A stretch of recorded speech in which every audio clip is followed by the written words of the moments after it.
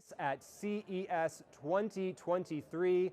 My name is James Kotecki. I'll be your host right here in the C Space Studio.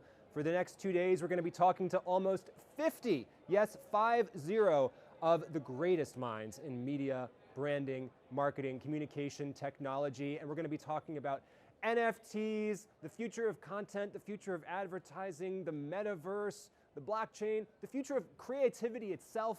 It's going to be an amazing time. We've got a lot of fantastic guests coming up live for you on whatever stream you're watching on right now. You can be watching this on LinkedIn, Twitter, Facebook, YouTube, all those CES channels. If you're watching us on the CES digital venue, welcome to you as well. Some of our guests, even a little bit later today, will include folks from Best Buy, Uber, ComScore, Warner Brothers Discovery, Reddit, and so many more. But we are going to be kicking it off right now with a fantastic guest. Sarah Tatsis is the SVP of the Ivy platform development team at Blackberry. Sarah, welcome to the show. Thanks for having me. Did I say that right? The Ivy platform development team? Is That's that an okay way to say that? Yes. So thank you so much for coming. We were talking a little bit before we came up on stage here. Blackberry, a storied name in the annals of technology history, and you're still here, you're still at CES, but it may be different from the Blackberry that people remember from 10, 20 years ago. Tell us about what Blackberry is doing right now. Yeah, sure. Blackberry has transitioned from what we all remember as a smartphone company to a cybersecurity and IoT company. And we've made that transition over the last 5 or 10 years, as you said. So yeah, we're really excited to be here at CES and talking about what we're doing in IoT, and very specifically about what we're doing in automotive and in the general embedded space. Blackberry is here showcasing the fact that we have millions, actually 215 million vehicles currently today have Blackberry technology in them. It's Blackberry QNX technology. And in fact, it's really quite interesting because Blackberry, from a technology perspective, is probably even more prevalent in people's lives than we were even in the smartphone business. So we have over 500 million devices that have Blackberry technology in them today. And so for instance, for me, I have Blackberry technology that's running safety systems in my car. There's Blackberry technology being run by the Canadian government, for instance, that does alerts on natural disasters. My devices, both my smartphone and my laptop, have Blackberry cybersecurity technology on them.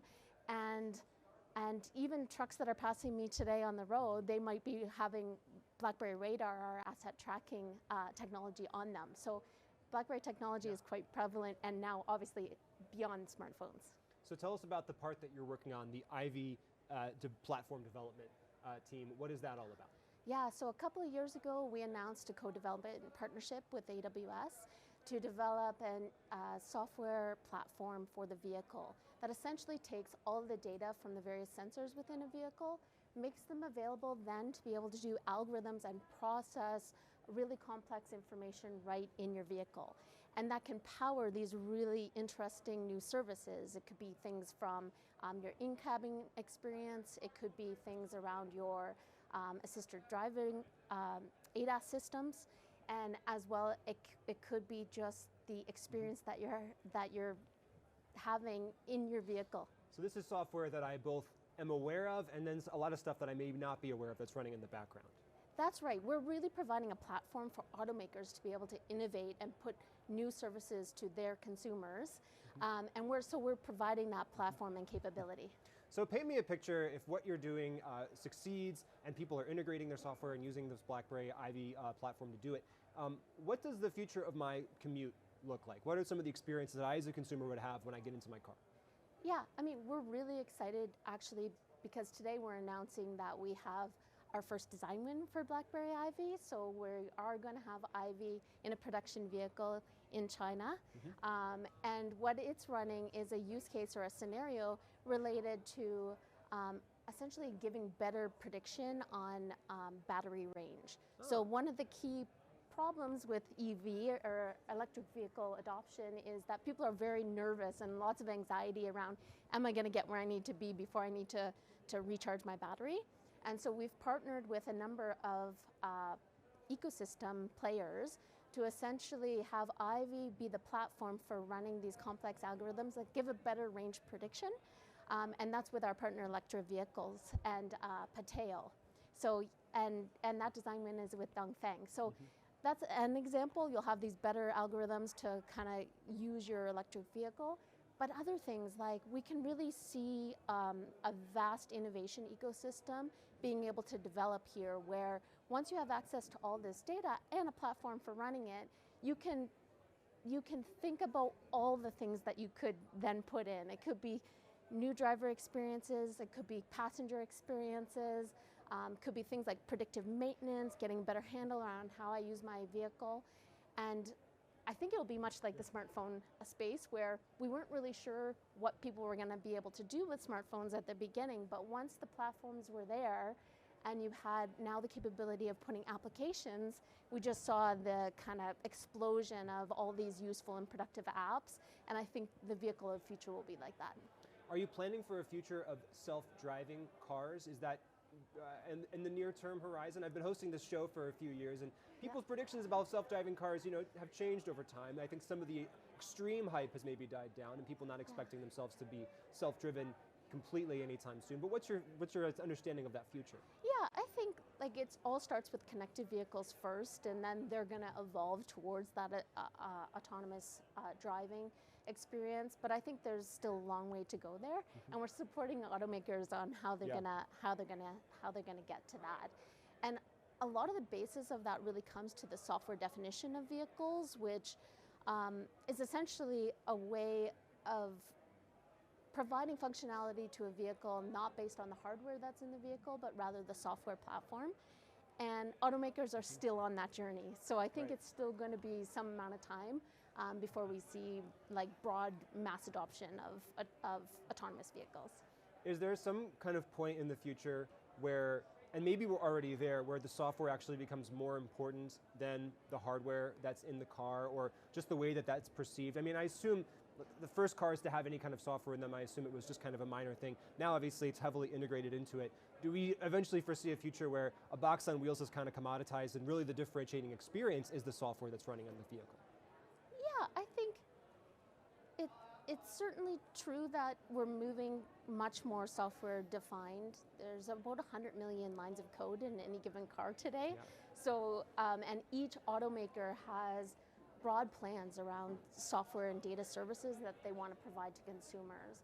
I think what will be really interesting is once we start to see the consumer purchase decision change to, I'm only buying that vehicle because that vehicle has this software feature. And I don't think we've fully seen that yet. We've seen a little bit, but it's hard to predict that. I like that as a future watershed moment that we can look forward to and see and know when it happens. Yeah. Are there things, we're here at CES, so many different industries are colliding out here on the show floor, so much different interaction. Are there people or industries or concepts outside of your specific industry that are inspiring some of the ways that you innovate? Yeah, there really is. I mean, there's two kind of areas I would point to there. One would be the need for software platforms as key enablers to then allow automakers to build their own software differentiators on top. Yep. So if we think about the broad vehicles, every vehicle is going to need the ability to access all of the data in the vehicle and then run complex algorithms at the edge in this intelligent edge. So there are a number of companies that have these software platforms that are outside of our industry. One of them might be another Canadian company, Shopify. They've got this platform for essentially bringing up e-businesses.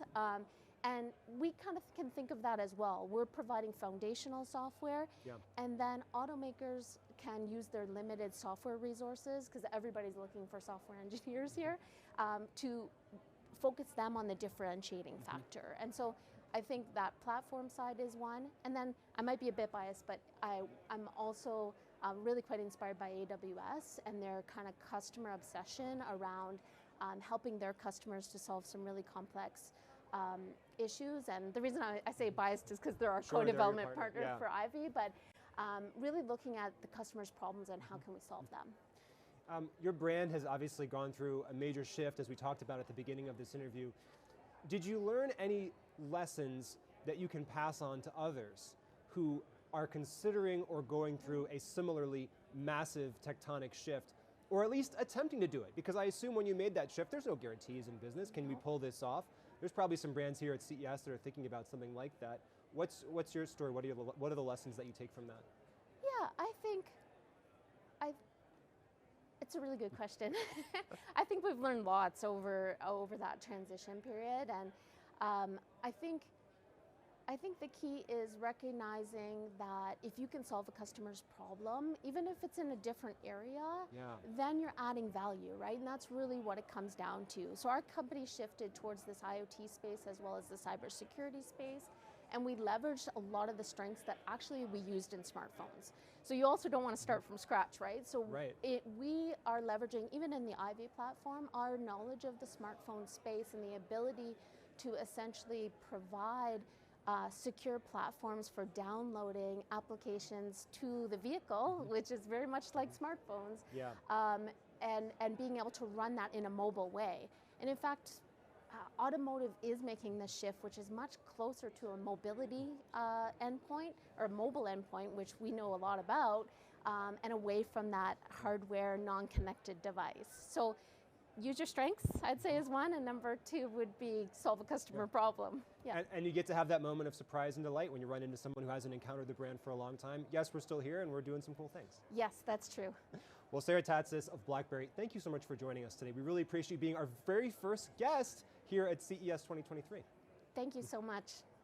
Well, thank you so much for watching. This is the C Space Studio. We are sponsored by Salesforce. We are so excited by that. We actually have some Salesforce guests coming up later in the show. So keep it right here for all the great content and interviews. I'm James Kotecki here at CES 2023.